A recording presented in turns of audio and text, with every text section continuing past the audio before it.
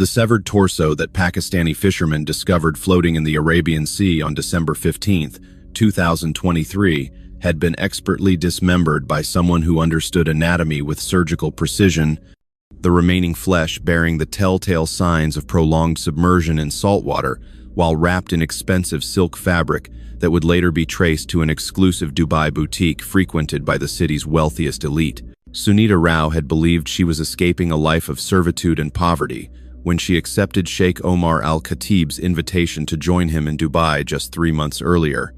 Abandoning her struggling rickshaw driver husband Ramesh in their cramped Mumbai apartment to pursue what she thought was genuine love, with a man who promised her mansions, designer clothes, and a future beyond her wildest dreams of luxury and respect. The 29-year-old woman from Kerala had spent her adult life cleaning the homes of Mumbai's wealthy families, scrubbing their floors while dreaming of living in the kind of luxury she witnessed daily but could never afford.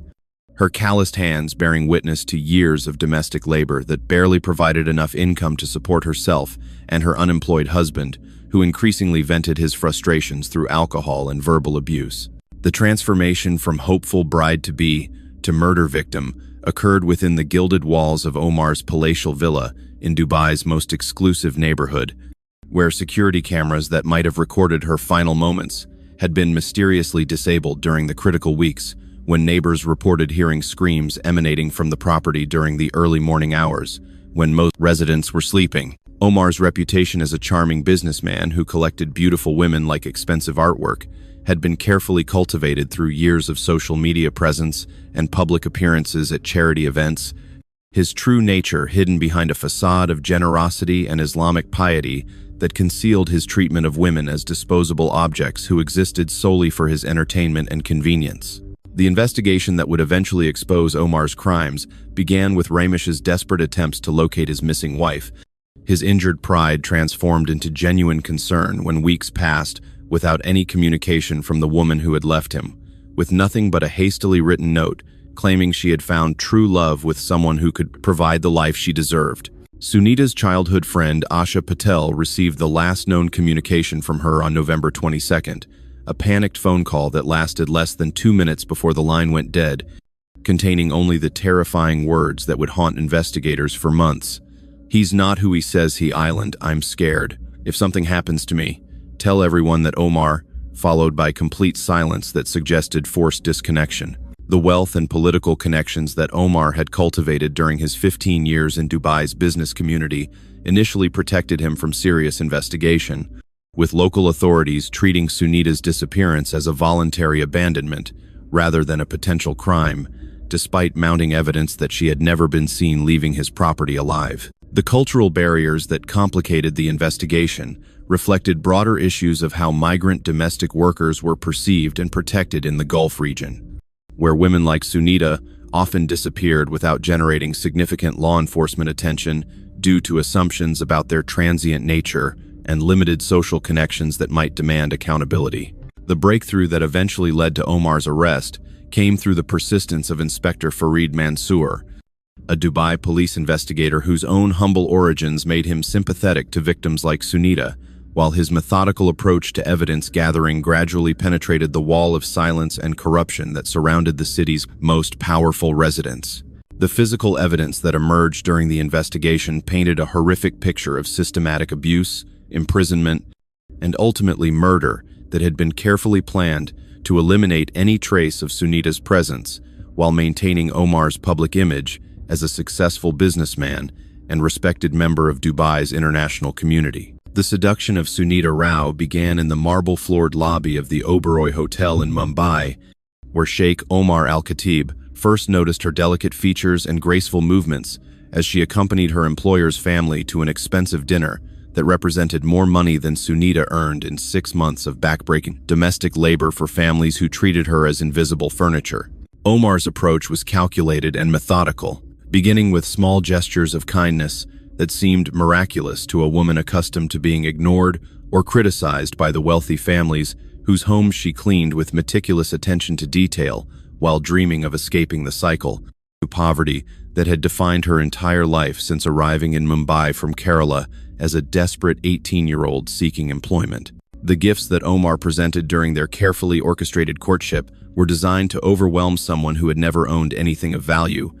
beginning with a gold bracelet that cost more than Ramesh earned in an entire year, driving his rickshaw through Mumbai's chaotic streets, while struggling to maintain his pride despite his wife's increasing dissatisfaction with their cramped living conditions and uncertain financial future. The promises that Omar whispered during their secret meetings in expensive hotel lounges painted pictures of a life beyond Sunita's comprehension, describing mansions with swimming pools,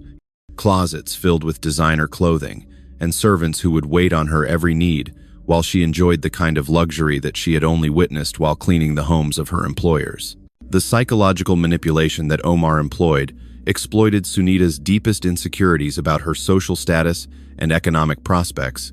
convincing her that she deserved better than a life of servitude, while simultaneously positioning himself as her only pathway to the respect and comfort that had been denied to her throughout her difficult childhood in rural Kerala. The isolation tactics that Omar used during their 3-month courtship gradually separated Sunita from her support network,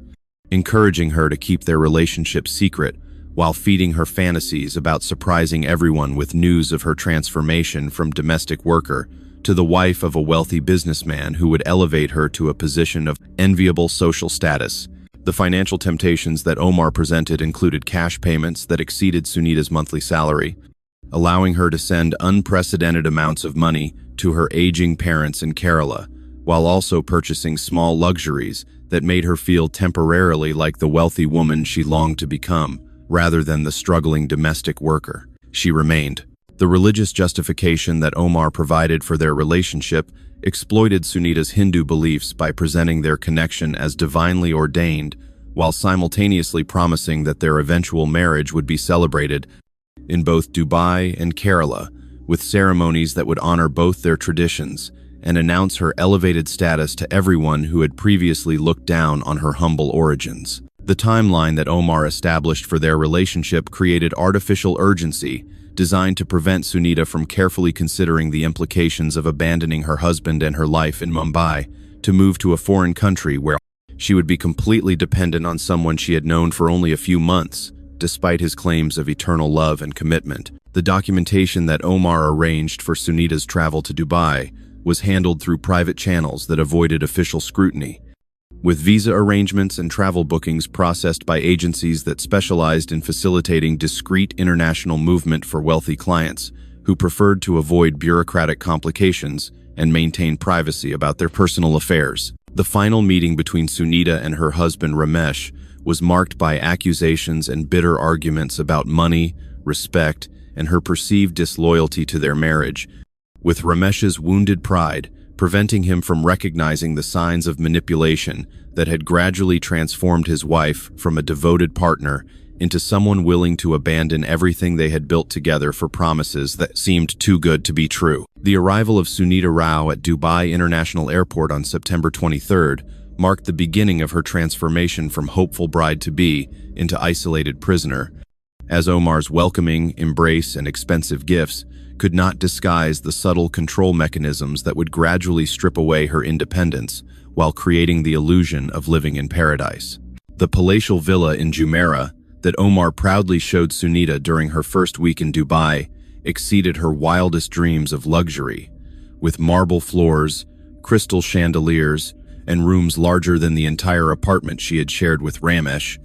Yet the beauty of her surroundings could not mask the growing realization that she was completely dependent on Omar's generosity for everything from food to communication with the outside world. The servants who worked in Omar's household maintained careful silence around Sunita, their downcast eyes and nervous behavior suggesting an atmosphere of fear that contrasted sharply with the opulent comfort of the villa's public spaces, where Omar entertained business associates and maintained his image as a successful and generous host who treated everyone with apparent kindness and respect. The isolation that Omar gradually imposed began with reasonable explanations about Dubai's cultural sensitivities and the need for Sunita to learn Arabic and local customs before venturing out independently,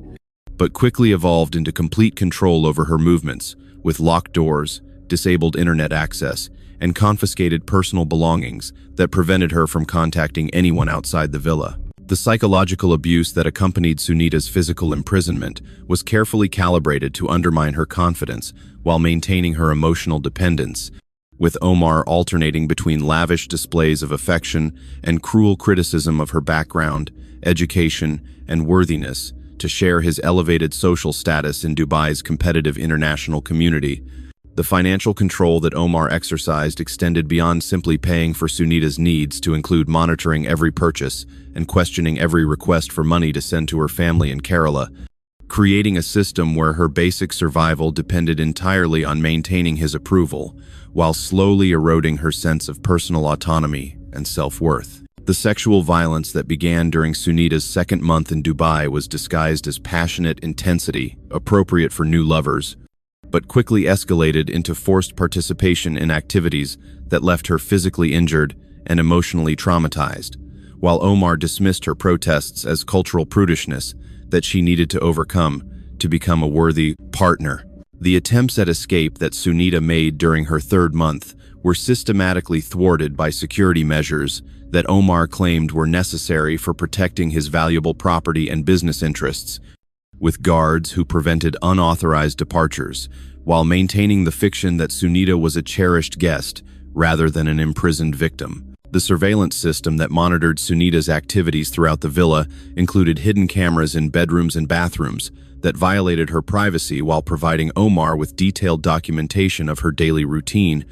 emotional state, and any attempts to communicate with the outside world through smuggled phones or written messages. The witness who observed Sunita's deteriorating condition was Layla Hassan, a Moroccan maid who had worked in Omar's household for 3 years and recognized the pattern of isolation and abuse that had claimed previous women who had disappeared from the villa without explanation, though her own precarious immigration status prevented her from reporting what she witnessed to authorities. The cultural barriers that prevented Sunita from seeking help from local authorities reflected broader issues within Dubai's expatriate community, where domestic workers and temporary residents often lacked knowledge of their legal rights, while facing language barriers and cultural misunderstandings that discouraged them from reporting abuse to police, who might be more sympathetic to wealthy local residents. The business associates who visited Omar's villa during Sunita's imprisonment later testified that they had noticed a beautiful Indian woman in traditional clothing who seemed nervous and withdrawn during social gatherings, though none had questioned her obvious discomfort or made any effort to engage her in conversation that might have revealed her desperate situation. The deterioration of Sunita's physical and mental condition during October became increasingly difficult for Omar to conceal from household staff, as her weight loss, frequent crying, and visible injuries required explanations that stretched credibility even among employees who were financially dependent on maintaining their employer's approval and avoiding questions about his private affairs. The escape attempt that Sunita made on November 5th was carefully planned during Omar's absence on a business trip to Saudi Arabia, involving her seduction of a young gardener who provided her with access to a mobile phone and information about public transportation that might enable her to reach the Indian consulate in Dubai before being discovered and forcibly returned. The recapture that occurred within 6 hours of Sunita's departure from the villa involved private security personnel who located her at a bus station through surveillance cameras and GPS tracking technology, bringing her back to face Omar's rage, while also demonstrating the sophisticated resources that he could deploy to maintain control over his property and personal affairs. The punishment that Omar inflicted on Sunita following her escape attempt marked a significant escalation in violence that included prolonged physical abuse, complete isolation in a locked basement room, and psychological torture designed to break her spirit while ensuring that she would never again attempt to leave without his permission or threaten his carefully maintained reputation. The medical attention that Sunita required after her punishment was provided by a private physician who asked no questions about her injuries while providing treatment that kept her alive, but did nothing to address the underlying abuse that was systematically destroying her physical and mental health in ways that would have serious long-term consequences. The behavioral changes that Omar's household staff observed in Sunita during her final weeks included periods of catatonic silence, alternating with desperate attempts to communicate her situation through gestures and written notes, that were quickly discovered and destroyed by security personnel, who reported all suspicious activities to their employer. The business pressures that Omar faced during November included investigations into his construction projects by Dubai authorities, who suspected financial irregularities and labor violations, creating additional stress that he channeled into increasingly violent treatment of Sunita, while she became a convenient target for his anger about circumstances beyond his control. The final phone call that Sunita made to her friend Asha Patel on November 22nd was accomplished through bribing a delivery driver who allowed her to use his phone during the brief moment when security guards were distracted, though the call was quickly detected and terminated before she could provide specific information about her location or the details of her imprisonment. The decision to eliminate Sunita permanently was made by Omar during the final week of November, as her continued presence in his household became an unacceptable risk to his business interests and social standing, while her knowledge of his criminal activities made releasing her impossible without facing potential exposure and prosecution by authorities. The preparation for Sunita's murder involved careful planning to ensure that her body would never be discovered intact, with Omar consulting medical texts and online resources to learn dismemberment techniques that would eliminate physical evidence, while creating the impression that she had simply disappeared voluntarily without leaving any trace of criminal activity. The logistics of disposing of Sunita's remains required coordination with criminal associates who specialized in evidence destruction and body disposal, reflecting Omar's connections to underground networks that provided services to wealthy clients who needed to eliminate problems without attracting law enforcement attention or compromising their public reputations. The timeline for Sunita's murder was scheduled to coincide with Omar's planned business trip to London, providing him with an alibi, while trusted associates carried out the actual killing and disposal of her remains using methods that had been successfully employed in previous cases involving inconvenient witnesses or problematic relationships. The murder of Sunita Rao occurred during the early morning hours of November 28th in the basement of Omar's villa, where she had been confined for 3 weeks following her failed escape attempt, with the killing performed by Omar's security chief Hassan Qureshi, using a combination of strangulation and dismemberment that ensured her suffering would end only after prolonged terror and pain. The dismemberment process that followed Sunita's death was conducted with surgical precision by someone with medical training, possibly a corrupt physician or veterinarian who owed Omar financial or personal debts that could only be repaid through participation in criminal activities that violated every ethical principle of their professional training while ensuring their continued silence through mutual culpability. The disposal of Sunita's remains involved a sophisticated operation that divided her body into multiple parts for separate disposal in different locations throughout the Persian Gulf, with the torso that would eventually be discovered by Pakistani fishermen representing only a fraction of the physical evidence that had been scattered to prevent identification and frustrate law enforcement efforts. The cleanup operation at Omar's villa was thorough and professional, involving the replacement of flooring, complete repainting of basement walls, and the destruction of furniture and personal belongings that might contain DNA evidence or other forensic traces that could link the property to Sunita's disappearance and murder. The cover story that Omar prepared to explain Sunita's absence involved claims that she had become homesick and returned to India without informing anyone, with forged travel documents and fake witness testimony designed to support the narrative that she had left Dubai voluntarily while maintaining his image as a generous host who had tried unsuccessfully to make her comfortable. The first weeks following Sunita's murder passed without any official investigation, as her status as an undocumented domestic worker made her disappearance initially invisible to authorities who were focused on more prominent cases involving citizens or legal residents, whose absence would generate immediate concern from family members or government officials. The growing concern expressed by Ramesh in Mumbai about his wife's complete silence gradually reached the attention of Indian consular officials in Dubai, though their initial inquiries were met with bureaucratic delays and claims that no records existed of Sunita's entry into the United Arab Emirates through official immigration channels. The private investigation that Ramesh commissioned through a Mumbai detective agency revealed inconsistencies in Omar's story about Sunita's supposed departure,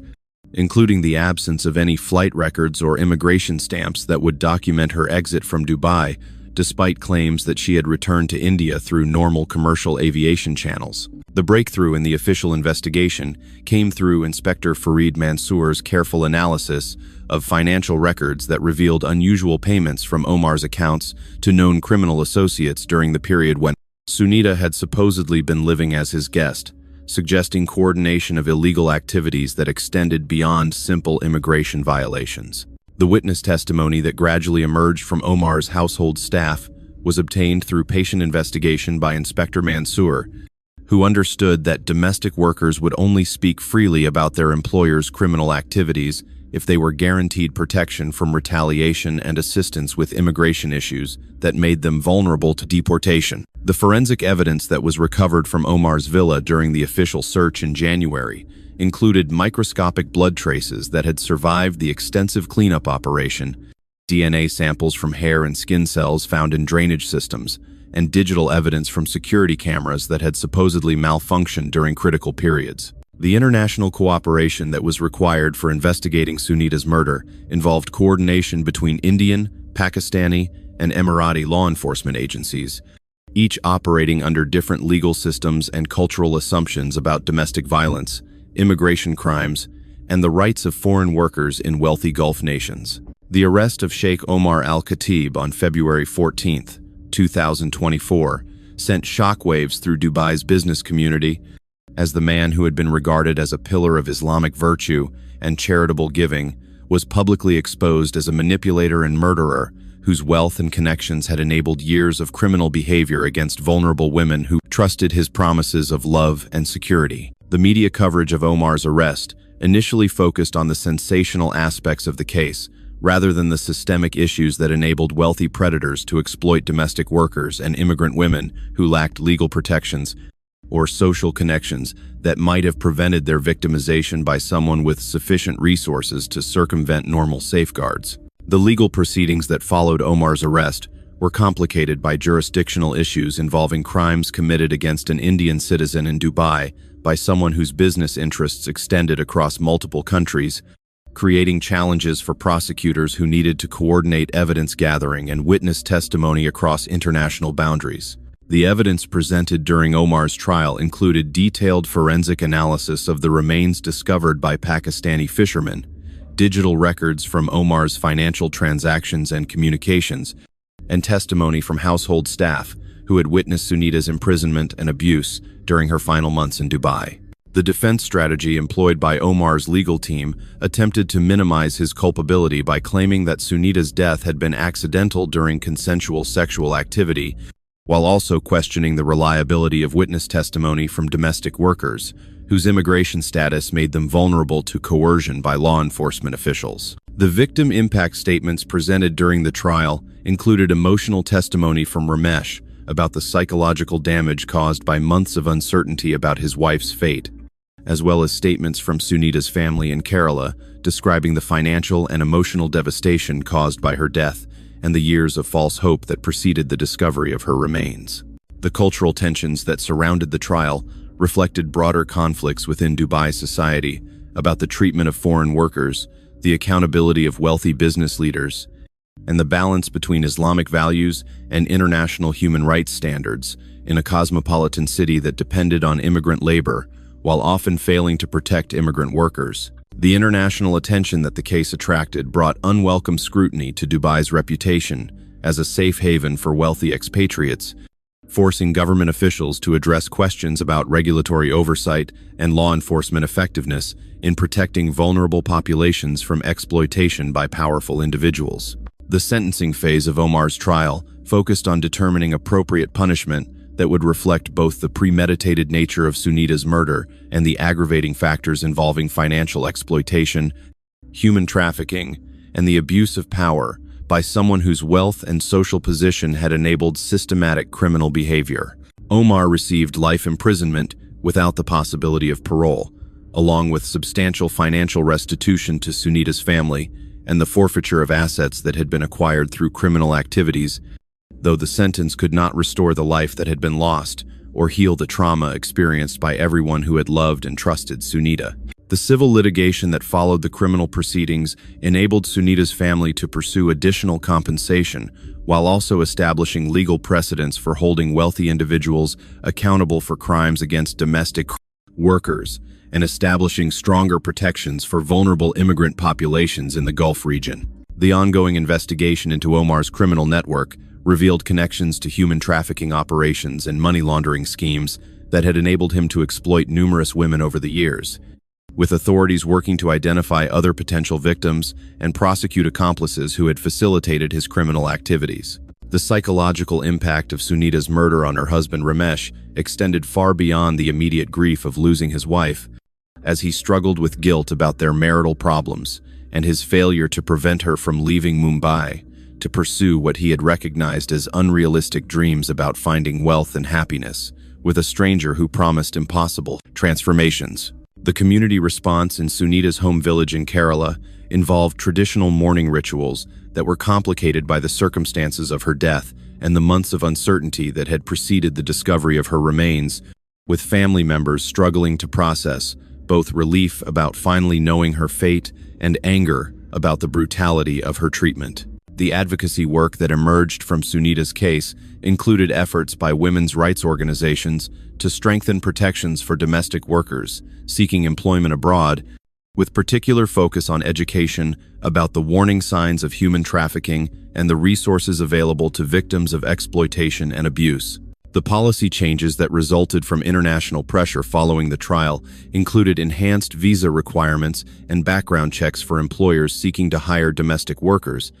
improved coordination between law enforcement agencies, investigating missing persons cases, and stronger penalties for crimes involving the exploitation of immigrant workers. The memorial services that were held for Sunita in both Kerala and Mumbai provided opportunities for her family and friends to honor her memory, while also raising awareness about the dangers faced by women seeking economic opportunities in foreign countries where they might be vulnerable to exploitation by predators who understood how to exploit cultural expectations and economic desperation. The financial support that was provided to Sunita's family through victim compensation programs and private donations helped address the economic hardship caused by her death, while also enabling her aging parents to live with dignity. Despite the loss of the financial support that she had provided through her domestic work in Mumbai, the educational initiatives that were developed in response to the case included programs designed to help potential migrant workers recognize warning signs of trafficking and exploitation,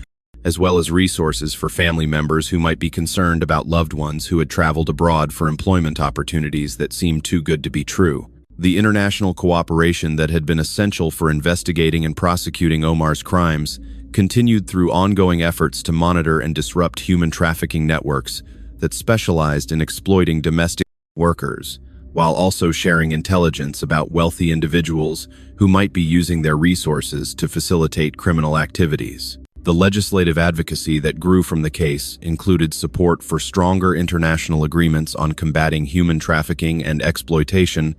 improved protection for whistleblowers who reported crimes against immigrant workers, and enhanced coordination between consular services and law enforcement agencies investigating crimes against citizens working abroad. The psychological treatment programs that were developed for families of trafficking victims addressed the unique trauma associated with losing loved ones to predatory criminals, while also providing specialized support for dealing with the complex emotions surrounding cases where victims had initially left voluntarily before becoming trapped in abusive situations. The technology initiatives that were supported by victim advocates included development of better systems for tracking and protecting migrant workers, enhanced communication networks for reporting suspected trafficking, and improved databases for sharing information about suspected predators who might be operating across international boundaries. The cultural awareness programs that were implemented in source communities focused on education about the realities of foreign employment, while respecting the economic necessities that drove many women to seek opportunities abroad despite the potential risks involved in trusting strangers who promised unrealistic improvements in their circumstances. The establishment of the Sunita Rao Memorial Foundation 3 years after her murder represented the transformation of personal tragedy into systematic advocacy for the protection of migrant domestic workers, with programs designed to prevent other vulnerable women from falling victim to predators who exploited economic desperation and cultural unfamiliarity with foreign legal systems. The research initiatives that the foundation supported contributed to enhanced understanding of the psychological and social factors that made certain individuals vulnerable to trafficking and exploitation, while also advancing knowledge about effective prevention strategies and the warning signs that family members and communities should recognize when evaluating overseas employment opportunities. The victim support services that the foundation operated included emergency assistance for women who found themselves in dangerous situations abroad, legal aid for families seeking information about missing relatives, and practical guidance for navigating complex international legal systems when pursuing justice for crimes committed against their loved ones. The educational materials that the foundation produced provided practical information about safe migration practices, while also raising awareness about the sophisticated psychological manipulation techniques used by traffickers to exploit cultural expectations and economic vulnerabilities among potential victims. The policy advocacy that the foundation undertook included support for enhanced international cooperation in combating human trafficking, improved protection for migrant workers, and strengthened accountability measures for employers who might exploit their power over vulnerable foreign employees. The corporate partnerships that the foundation established enabled legitimate employment agencies to implement better screening procedures and support systems for domestic workers seeking overseas employment, while also providing resources for identifying and reporting suspected trafficking operations that disguised criminal activities as legitimate business enterprises. The international cooperation initiatives that the foundation supported included enhanced information sharing between law enforcement agencies and improved protocols for investigating missing persons cases that might involve trafficking or exploitation, while also providing resources for diplomatic cooperation in pursuing criminals who operated across national boundaries. The technology solutions that were developed through foundation research included better systems for maintaining contact between migrant workers and their families, enhanced verification procedures for overseas employers, and improved databases for tracking suspected traffickers who might be operating in multiple countries. The legislative achievements that resulted from the Foundation's advocacy work included stronger penalties for human trafficking and exploitation, improved victim compensation programs, and enhanced protection for witnesses who testified against powerful criminals who had previously been able to intimidate or silence potential accusers. The psychological treatment protocols that were developed through Foundation research provided specialized approaches for helping families cope with trafficking-related losses, while also addressing the cultural and social factors that could make certain communities particularly vulnerable to exploitation by predators who understood local customs and economic pressures. The community outreach programs that the Foundation implemented reached thousands of potential migrants through education about safe employment practices and warning signs of trafficking, while also providing resources for family members who might be concerned about relatives seeking overseas employment opportunities. The international recognition that the Foundation received included awards from human rights organizations and government agencies that acknowledged its contributions to combating trafficking and supporting victims, while also highlighting the ongoing need for vigilance and cooperation in protecting vulnerable populations from exploitation. The 10-year anniversary of Sunita's murder marked a significant milestone in the ongoing effort to protect migrant domestic workers from exploitation and trafficking,